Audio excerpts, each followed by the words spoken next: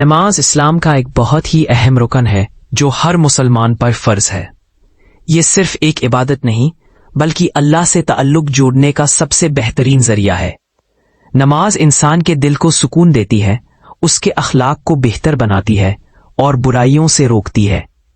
قرآن میں اللہ نے فرمایا ہے کہ نماز فحاشی اور برائی سے روکتی ہے، اور نبی صلی اللہ علیہ وسلم نے فرمایا کہ نماز دین کا ستون ہے۔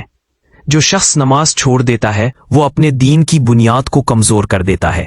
نماز سے انسان میں نہ صرف روحانہ قوت آتی ہے بلکہ اس کی زندگی میں بھی برکت ہوتی ہے۔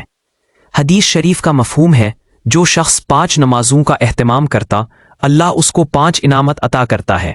ایک یہ کہ اس کے رزق کی تنگی دور کر دیتا ہے، اور دوسرا یہ کہ قبر کا عذاب ہٹا دیتا ہے۔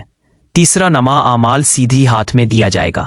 چوتھا یہ کہ پلسرت سے بجلی کی طرح گزر جائے گا۔ اور پانچواں یہ کہ بغیر حساب کتاب سے جنت میں داخل